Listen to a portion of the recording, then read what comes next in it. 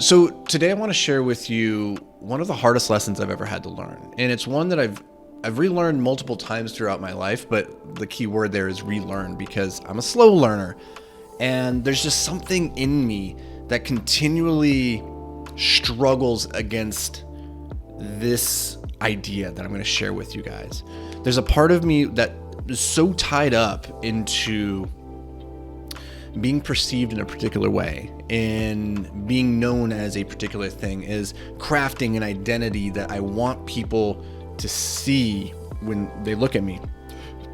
And when I was younger, like all through my 20s, and if I'm being really truthful, like all through my 30s, it's still something I struggle with. I've always had this desire to be seen as this confident and competent and intelligent person. For whatever reason, intelligence has just always been this thing that I've held in incredibly high regard. My dad, I think, is probably what started this. In a lot of ways, I think my dad might be the smartest man I've ever met. When I was little, every little boy looks up to their dad and thinks like he's a superhero. I mean, my dad was in the military and gone a lot. And so when he was back, like I felt like that larger than life persona was exacerbated in a lot of ways, like because my interactions with him were so few and far between growing up. Well, not like few and far between, he was there, but like, different than if he was there every single day. And one of the things I really remember about him and how people talk about him is how intelligent he was, how smart. And he was just incredibly sharp and very engineer oriented and very mathematical. Like you're very typical book smart. And I saw how everybody held him in high regard because of that thing. And so it became very important for me in my own personal identity to be associated with as being smart, as being intelligent. And so growing up, I always felt this need to prove that, to get into fights, into debates, and into corrections, and being the know-it-all that says, well, actually, blah, blah, blah, blah, blah. And I had this tendency to explain things to people.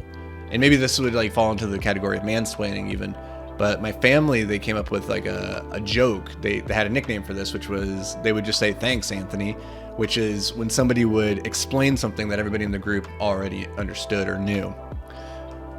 Now that's one of the things that really bothered me about that concept though, was I could tell in a lot of cases people would use that, like my family, in situations where they didn't really understand it in the way that I was trying to explain it. And so there was like this gap in my ability to communicate the thoughts that I had in my head and to do it in a compelling, impactful way. And that's a different lesson, different takeaway for a different day. Like, how do we effectively communicate these ideas that we have in our head? But what I want to talk about today is how there are no prizes given for being the smartest person in the room. And what's interesting is that every room reverts to the mean, which makes sense if you've heard of you are the average of the 5 people that you hang out with. And so if you look at the average intelligence or the average successfulness or whatever the characteristic is, the health of the people in the room around you, it will all revert to the mean. So that means if you are below the mean, you're going to get pulled up. If you're above the mean, it means you're going to get pulled down. And so for me, so much of my identity was I wanted to be known as like the guy who had all the answers. He was smart, and I didn't want to be a know-it-all, but that's how it came across. And what I realized is that because there are no prizes given for being the smartest person in the room, and because we know that the average reverts to the mean, in fact, you don't want to be the smartest person in the room because that means you're just going to get pulled down. And so the rooms that you really want to be in are full of people who are smarter than you, because it's only by being surrounded by people who, and I'm not saying intelligence as a thing as being smarter, but like being around people who have things to teach you. And every room, I do believe, has something to teach you. And so whether or not you're reverting to the mean, you're being pulled up or you're being pulled down, is just a matter of which rooms you choose to occupy and then what it is that you're hoping to get out of that room. And that's not to say that you should avoid certain rooms altogether. Like, sure, certainly there are rooms that are just not probably worth accessing, but we all have something to learn from other people. And if you go into the room assuming that you're the smartest person in there, that you have all the answers, then you're going to be closed off to learning. You're going to be closed off to growing. And because there are no prizes given to being the smartest person in the room, but there are in fact prizes given in life for people who are able to learn the most and then apply the most, we should always be in a state of learning and gathering, and not assuming that we're the smartest person, and not being the person who has to have all the answers. Because truthfully, there's not a lot of upside to having all the right answers. Because when you go into the world with that perspective, I have everything figured out, you're closed off to the possibility that you're wrong. You're closed off to all the alternative paths that you could pursue.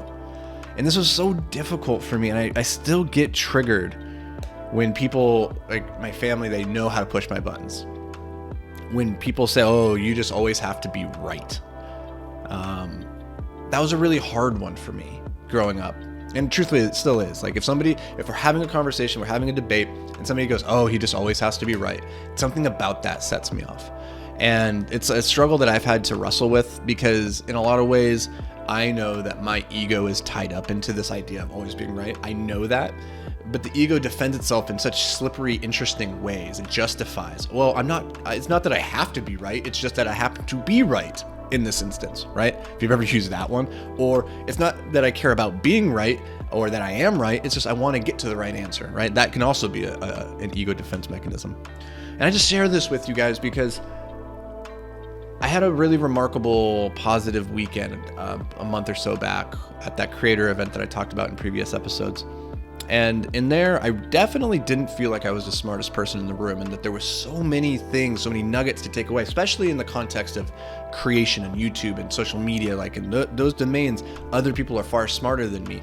And so stepping into those rooms where I'm a beginner, or I'm going to use the word inferior, that I hope you take that in the right context. It doesn't I don't mean that I'm less than, it just means that I know less than on those subjects and those people, that I come away feeling like I've grown so much more as a result of having put myself in those rooms. Now, the thing is, it's very uncomfortable. It's very uncomfortable going into those rooms because you can't fool the A players, right? They look over and they know where you're at. We all, like, when you're really good at your game, your craft, you can tell where other craftsmen are on their journey. And so you have to be okay being seen for what you are and for what you're not yet and what you're trying to be. And that takes a lot of vulnerability to be that transparent, to wear that in front of people that you maybe look up to or you admire. And so I share that with you because this is a struggle that we all, I think, will have at different points in our journey. So maybe just hearing that you're not alone in that, and that in fact you do need to be pushing yourself outside your comfort zone into those rooms with people who make you feel a little bit less than, not in a negative way, like they're not putting you down, but that they are challenging the beliefs that you have about who you are and what you're capable of. And hopefully in that challenge, you realize you are capable of yet so much more. So I hope this brings you guys some value. As always, thank you for being here. I'll catch you back here around these parts tomorrow. But until then, stay hyper-focused, my friend.